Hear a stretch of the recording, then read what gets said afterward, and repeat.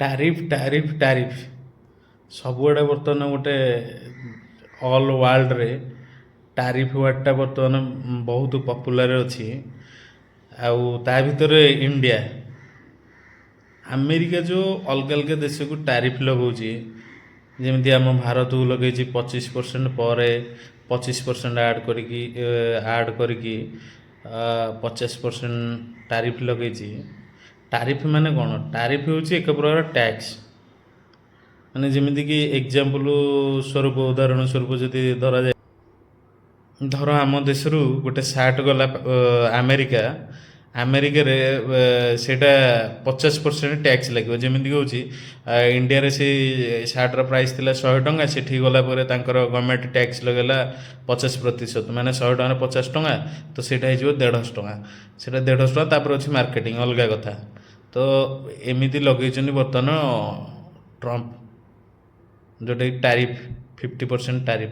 ମାନେ ଏଇଟା ଏକ୍ଜାମ୍ପଲ୍ ସ୍ୱରୂପ ଏମିତି ସବୁ ଜିନିଷ, ଧର ସାର୍ଟ ବୋଲି ନାହିଁ, ଧର ଆଚାରଟେ କିଣିବା, ଏଇଠି ପଡ଼ୁଛି 50 ଟଙ୍କା, ସେଇଠି ପୁଣି 25 ଆଡ଼୍ ହେଇକି 75 ହେବ।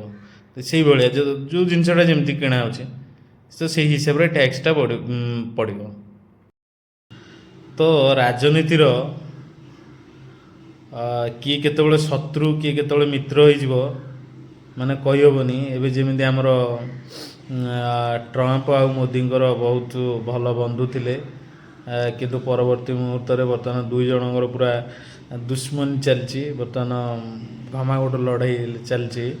ଯେତେବେଳେ ଦୁଇ ବନ୍ଧୁ ଯେତେବେଳେ ଦୁଶ୍ମନ ହୋଇଯାଆନ୍ତି, ସେତେବେଳେ ବହୁତ ବଡ଼ ପ୍ରୋବ୍ଲେମ୍ କ୍ରିଏଟ୍ ହେଇଥାଏ। ମାନେ ବହୁତ ଗଭୀର ଝଗଡ଼ା ହେଇଥାଏ। ଯେତେବେଳେ ଦୁଇ ସାଙ୍ଗ ଯେତେବେଳେ ଶତ୍ରୁ ବନିଯାଆନ୍ତି, ସେତେବେଳେ ଯୁଦ୍ଧ ଚରମ ସୀମାରେ ପହଞ୍ଚିଥାଏ। ବର୍ତ୍ତମାନ ସେଇଭଳିଆ ପରିସ୍ଥିତି ବର୍ତ୍ତମାନ ହେଇଛି ଇଣ୍ଡିଆ ଆଉ ଆମେରିକା ଭିତରେ। ବର୍ତ୍ତମାନ ସେଇଭଳିଆ ପରିସ୍ଥିତି ଚାଲିଛି। ଟ୍ରମ୍ପ ଜଣେ ଦୁର୍ବଳ ମାନସିକତାର ମଣିଷ, ଯିଏ ମାନେ ଡାଇରେକ୍ଟ ଯୁଦ୍ଧ କରିବା ପରିବର୍ତ୍ତେ ଟାରିଫ ଲଗେଇକି ଅଲଗା ଦେଶକୁ ଦୁର୍ବଳ କରିବା ପାଇଁ ଚାହୁଁଛନ୍ତି। ସିଏ ହେଉଛି ଦୁର୍ବଳ ମାନସିକତାର ବ୍ୟକ୍ତି, ନୁହେଁ ତ ଆଉ କ'ଣ? ତ ତେଣୁକରି ଏ ଟାରିଫ ପଡ଼ିବ, ସବୁ ଦିଗରୁ ଷ୍ଟ୍ରଙ୍ଗ ହେବାକୁ ପଡ଼ିବ। କାହିଁକିନା ଆମେରିକା ବର୍ତ୍ତମାନ ଯେଉଁଭଳି ଭାବରେ ଇଣ୍ଡିଆ ପଛରେ, ଭାରତ ପଛରେ ଲାଗିଛି, ସିଏ ବି ପାକିସ୍ତାନକୁ ଲଗେଇକି ବର୍ତ୍ତମାନ କିଛି ବି କରିପାରେ। ପାକିସ୍ତାନକୁ ଲଗେଇକି କିଛି ବି କରିପାରେ। କାରଣ ଏବେ ଏପଟେ ଚୀନ ବି ସାଇଡ଼୍ ହେଇଗଲାଣି, ପାକିସ୍ତାନଠୁ ଦୂରତା ମେଣ୍ଟେନ୍ କଲାଣି।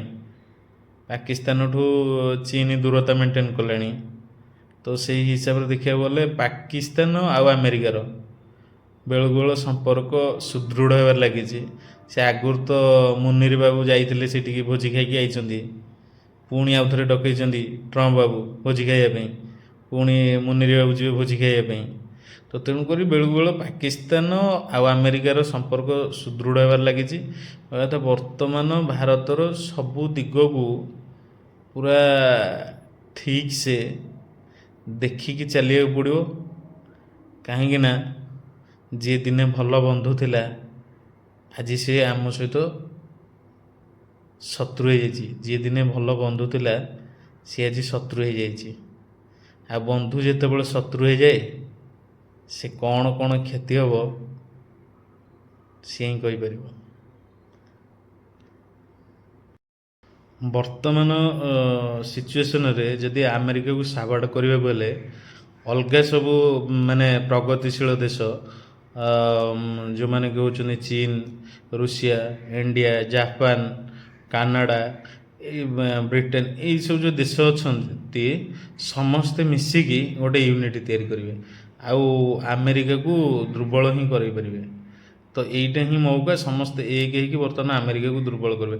ଯେଉଁ ସିଏ ନିଜକୁ ମାନେ କ'ଣ ଭାବୁଛି, ବିଗ୍, ମୁଁ ବହୁତ ବଡ଼, ମାନେ ୱାର୍ଲଡ଼ ଲିଡ଼ର, ମୁଁ ଯାହା ଚାହିଁବି ସେୟା କରିବି, ଏଇସବୁ ଯେଉଁ ଏକଚାଟିଆ କଥାବାର୍ତ୍ତା, ଏକଚାଟିଆ ଶାସନ, ମାନେ ଆକୁ ଦୁର୍ବଳ କରିବାକୁ ଗଲେ ଆମେ ସମସ୍ତେ ଏକ ହେବାକୁ ପଡ଼ିବ। ଏମିତି ଯଦି ଆମେ ଲୋକ ଏକ୍ସପୋର୍ଟ ଇମ୍ପୋର୍ଟ ନ କରିବେ ଆମେରିକା ସହିତ, ସେ ଅଟୋମେଟିକ୍ ଏକା ହେଇକି ରହିଯିବ। ଆଉ ଯେତେବେଳେ ମଣିଷ ଏକା ରୁହେ, ସେତେବେଳେ କଷ୍ଟଟା ତ ନିଶ୍ଚୟ ବୁଝିପାରିବ ନା। ତ ତେଣୁକରି ସବୁ ଦେଶ ଏକ ହେବା ଦରକାର। ଏକ ହେଲେ ହିଁ ଟ୍ରମ୍ପ ଟ୍ରମ୍ପ ବାବୁ ଦୁର୍ବଳ ହେବେ।